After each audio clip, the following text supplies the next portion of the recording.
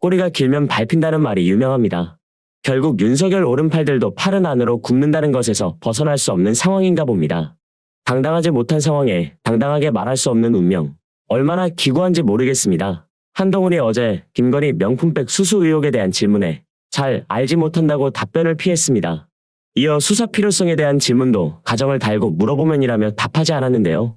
야당 관련해서는 그렇게 중대 범죄자다 뭐다 말을 많이 해놓고 이따위의 답변을 내놓은 겁니다. 대체 잘 알지 못하긴 뭘 잘 알지 못한다는 건지 또 말장난을 하고 앉아 있습니다. 지금까지 현 정부의 야당 수사 중에 가정에서 시작되지 않은 게 단 한 건이라도 있나요? 이건 단순 의혹 제기도 아니고 김건희가 명품을 받은 게 영상으로 고스란히 남아있는데도 이걸 마냥 가정이라고 할 수 있습니까? 게다가 지금 이 문제가 어제 오늘 터진 것도 아니고 벌써 일주일을 넘긴 상태임에도 지금 정부는 침묵하고 있습니다. 일주일을 넘어간 이 사건을 아직도 잘 모르고 있다는 게 상식적으로 납득이 되겠습니까? 잘 알지 못한다고 한 게 정말 모르는 것이든 알고 있음에도 모르는 척하는 것이든 간에 한동훈은 지금 본인이 무슨 발언을 한 건지 인지를 못하는 것 같은데 이건 말도 안 되는 소리죠. 이렇게 대놓고 불공정을 행사하는데 어떻게 총선에 뻔뻔하게 나올 생각을 하나요? 한동훈은 이어 의총 참석을 정치 참여를 앞둔 여당 신고식이라고 해석하는 데 대해 대한민국 미래를 준비하는 중요한 정책을 정부와 여당이 함께 논의하는 통상적인 직무 수행이라며 아마 다른 장관들도 이렇게 설명할 기회가 많이 있을 것이라고 말했습니다. 개각에 대해선 제가 정할 문제가 아니다. 매일매일 최선을 다해야 한다고 생각한다고 말했는데요. 총선 역할론에 대해서도 따로 드릴 말씀이 없다고 했습니다. 본인이 출마할 가능성이 너무 커진 상황이라 이제는 조심스럽게 답변을 하겠다 이거죠. 한편 야당에서는 당연히 김건희 명품백 의혹에 대한 공세를 강화했습니다. 박상혁 의원은 국회 운영위 회의에서 의사진행 발언을 신청해 김건희 여사의 명품백 문제 관련해 우리가 대통령 비서실의 답처럼 그런 발언 창고가 있는지 가서 현장 검증도 하고 그런 창고에 대체 뭐가 있는 건지 더 많은 물건이 있는 건 아닌지 확인해봐야 하는 것 아니냐고 따졌습니다. 너무 당연한 주장입니다. 그냥 확인만 하면 결백이 되는 것인데 도대체가 뭘 숨기기 위해서 이토록 요지부동이냐 이겁니다. 지금 정부가 막무가내로 나가고 있는 곳은 이뿐만이 아닌데요. 인사 임명 논란도 끊이질 않고 있습니다. 그렇게나 인사와 관련해 욕을 먹고도 아직도 정신을 못 차린 겁니다. 윤석열이 교육부 차관에 오석환 대통령실 교육비서관을 임명했는데 누군지 알고 보니 충격입니다. 김대기 대통령실 비서실장은 오 차관 임명에 대해 오 내정자는 교육부 학교폭력 근절 추진단장, 대구교육청 부교육감을 거친 초중등 교육정책 전문가라고 설명했습니다. 그런데 여기서 뭔가 이상한 점이 포착됐습니다. 취재 결과 오 차관은 2018년 5월에 교육부가 낸 역사교과서 국정화 진상조사백서의 실명이 7번이나 등장하는 인물이었습니다. 이는 그가 박근혜 정부 청와대가 주도한 역사교육지원 태스크포스 단장을 맡아 활동한 전력이 있기 때문입니다.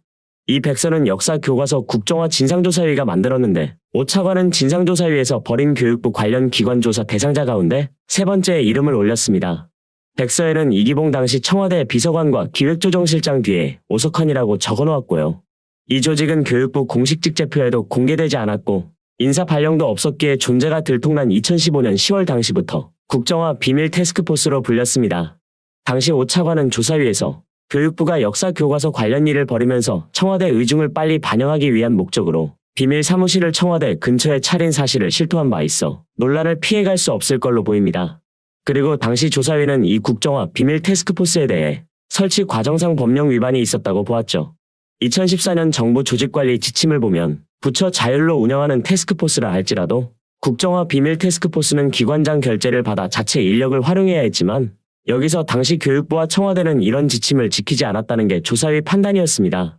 이와 관련 백서는 태스크포스는 당시 충북대에서 사무국장으로 근무하고 있던 고위 공무원 오석환을 단장으로 하는 등 이미 차출하여 최종 세계팀 총 21명 규모로 운영되었다면서 위법사항 등은 당시 운영지원과장이 국정화 비밀 태스크포스는 장관의 결재 없이 운영되었다고 진술한 점을 통해 확인할 수 있다고 지적했습니다. 이어 백서는 단장 오석환은 충북대학교 소속이었다는 점 등 당시 근무자 현황을 보면 교육부 외부 인력을 동원하여 위법하게 구성 운영했다는 점을 확인할 수 있다고 지적했으며 국정화 비밀 태스크포스 부당 차출에 대해서도 짚었습니다. 2015년 10월 5일부터 국정화 비밀 태스크포스에 동원된 오석환 고위 공무원 등은 본부 소속 공무원들이 아니기 때문에 근무지를 이동하고자 할 때는 기관장의 허락 행위가 있어야 하나 그런 절차를 거치지 않았다는 것입니다. 그렇다면 국정화 비밀 태스크포스에서 오 차관의 역할은 무엇이었을까요? 조사위는 청와대 주도의 예비비 편성과 국정교과서 광고 협찬 관련 편법 계약이 추진되는 회의 등에 5차관이 참여한 것으로 봤습니다. 여전히 윤석열은 이념 전쟁에 사로잡혀 있다는 겁니다. 교육은 윤석열 입맛에 맞게 친일로, 언론은 입맛에 맞지 않으면 탄압하고 차출하기 바쁩니다. 윤석열 대통령 명예훼손 보도 의혹을 수사 중인 검찰이 뉴스타파 대표의 주거지를 압수수색한 것에 대해 뉴스타파는 근거 없는 소설에 불과하다고 반발했습니다. 검찰의 뉴스타파에 대한 압수수색은 지난 9월 14일 뉴스타파 사무실 압수수색에 이어 두 번째입니다. 이 의혹은 김만배가 2021년 9월 15일 뉴스타파 전문위원이던 신학림 전 전국언론노조 위원장과 윤석열이 부산저축은행 수사 당시 조우영 사건을 덮어줬다는 취지의 허위 인터뷰를 하고 그 대가로 신 씨에게 1억 6,500만 원을 지급했다는 내용입니다. 검찰은 허위 정보를 온라인과 방송 등으로 퍼뜨려 윤 대통령의 명예를 훼손했다며 정보통신망법 위반 혐의를 적용해 수사를 벌여왔는데요. 이날 뉴스타파는 입장문을 통해 검찰이 주장하고 있는 신학림 뉴스타파 전문위원의 배임수재 혐의와 윤석열 대통령에 대한 명예훼손 혐의는 아무런 근거 없는 소설에 불과하다고 밝혔습니다. 그러면서 검찰이 문제 삼고 있는 뉴스타파의 지난해 3월 6일 보도는 공직 후보자에 대한 지극히 정상적인 검증 보도였으며 충분한 근거를 갖추고 있었다면서 김만배, 신학림 두 사람 사이의 출판물 매매 거래와 무관한 것은 물론이라고 반박했습니다. 언론의 보도는 의혹을 품고 의문을 제기하는 것 또한 역할이고 이를 청렴하게 밝혀내는 것이 대통령을 비롯한 정치인들의 일인데 정부가 언론을 상대로, 대통령이 언론을 상대로 이러는 것이 과연 맞는 건가 하는 의문이 들 수밖에 없습니다. 이러니 현 정부 지지율이 자화자찬으로 뭘 강조하든지 간에 30% 박스에서 벗어나지를 못하는 거죠. 최근 연합뉴스TV가 연합뉴스와 공동으로 실시한 정례 여론조사에서 윤석열의 국정지지도가 33%로 조사됐습니다. 부정평가 이유로는 경제 민생이 가장 많았습니다. 한 달 전 조사보다 4%포인트 낮아진 수치인데요.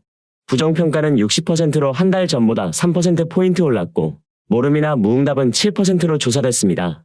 부정평가의 이유로는 경제 민생 분야를 지적한 응답자가 34%로 가장 많았고 이어 소통협치, 외교 안보 분야 순이었습니다. 보선 패배와 수많은 의혹들, 이번 부산 엑스포 참패의 혈세 낭비 순방 의혹까지 여기서 윤석열은 바뀌었던가요? 전혀 그렇지 않죠? 최근에는 김기현을 비롯한 국힘 지도부와 또 혈세로 오찬을 즐겨 논란인 상황이고요. 국민의힘 지도부 인사는 미묘한 시기에 오찬 사실을 공개한 것 자체가 여당 지도부에 대한 윤 대통령의 신뢰가 재확인됐다고 보면 되지 않겠느냐고 말했습니다. 오찬 회동 이전부터 여권에선 이미 김기현 체제로 총선을 치를 것이란 전망이 우세하던 상황이었습니다. 특히 지난달 30일 이뇨한 혁신위원장의 셀프 공천관리위원장 추천 발언 이후 당내에선 혁신위 동력이 소진됐다는 평가가 나왔죠. 이들이 자꾸 혁신을 들먹이는데 실제로는 여전히 바뀔 생각은 없고 혁신위도 그저 보여주기식 그 이상 이하도 아니었다는 것이죠. 여권 일각에선 전날 개각 발표를 통해 김기현 체제가 위기에서 벗어났다는 진단도 있었습니다. 당초 입각이 유력했던 국민통합위원들이 개각 명단에서 빠졌기 때문입니다. 또한 김기현 대표 체제가 유지될수록 역으로 김기현이 험지 출마나 불출마 결단을 앞당길 가능성도 커졌다는 분석도 나오고 있는데요. 여권 관계자는 혁신위의 혁신안을 내치는 모양새가 되면 안 될 것이라는 분석도 내놓고 있습니다. 다시 말해 결국은 안 바뀐다는 겁니다. 윤석열의 고집도 김기현의 무능함 또한 그대로 유지한 채 총선으로 가겠다는 겁니다. 이들이 안 바뀐다면 유일한 방법은 투표로 국민들이 바꾸는 것밖에는 없습니다. 이 오만한 자들을 이대로 두실 겁니까? 억울하지 않으신가요?